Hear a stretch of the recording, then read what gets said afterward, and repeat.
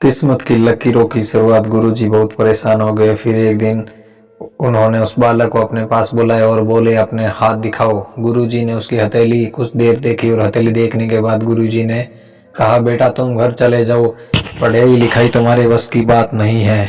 तो उस बालक ने बोला, आप ऐसा क्यों बोल रहे हो गुरुजी?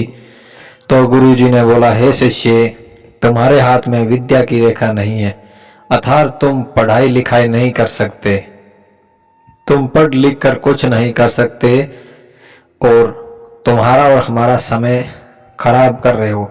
तुम्हारे दिमाग में कभी भी पढ़ाई लिखाई नहीं आ सकती, इसीलिए तुम समय व्यतीत ना करो और घर जाकर कोई दूसरा काम करो। उस शिष्य ने गुरुजी से बोला कि विद्या की रेखा कैसी होती है गुरुजी? तो गुरुजी ने एक होशियार बच्चे को हाथ दिखाया और बताया कि देखो, विद्या की रेखा जो तुम्हारी हथेली पर नहीं है। वो बच्चा घर गया और घर से वापस आ गया। वापस आकर गुरुजी के सामने अपनी हथेली पर चाकू से एक लकीर खींच दी और बोला, किस्मत की लकीर ठीक है। होशियार बच्चे की विद्या की रेखा की तरह है। गुरुजी ने यह देखकर बहुत हैरान हो गए। वो डर गए थे और बहुत ज्यादा घबरा गए थे। उन्होंने उस बालक को अपने पास बुलाया और बोले कि बच्चे तुम ऐसा क्यों कर रहे हो? तो उस बालक ने कहा, गुरुजी मेरे हाथ में विद्या की रेखा नहीं है। अब मेरे हाथ में विद्या की रेखा खींच गई है, जैसे कि उस होशियार बालक के हाथ पर थी।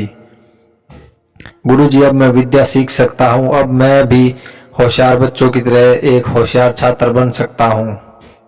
ज्ञान अब मेरे भी दिमाग में आ सकता है। मैं भी जीवन में कुछ आगे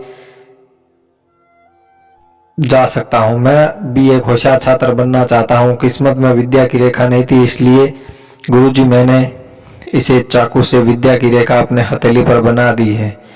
गुरुजी अब मुझे आप पढ़ाइए, क्योंकि मेरे हाथ की हथेली में अब विद्या की रेखा है। मैं भी होशियार छात्र बन सकता हूँ। गुरुजी बच्चों की तरह इस हैरत अंगेज कारनामे को देखकर हैरान हो गए और ये एक छोटा सा बालक इतनी कम उम्र में इतना बड़ा फैसला ले सकता है, बिना डरे, बिना रुके और बिना थके। तो यह बच्चा जीवन में कुछ भी कर सकता है। गुरुजी ने उस बच्चे को फिर से पढ़ाने लगे और कुछ ज्ञान की बातें उसे और बताई। दोस्तों, क्या आपको पता है कि वो बच्चा कौन था? वो बच्चा कोई और नहीं बल्कि महान संस्कृत व्याकरण ज्ञानी पौर्णिन था। हमारी इस कहानी अच्छी लगे तो वीडियो को लाइक करना, चैनल को सब्सक्राइब करना और अपने दोस्तों के साथ शेयर करना। जय हिंद, जय भारत।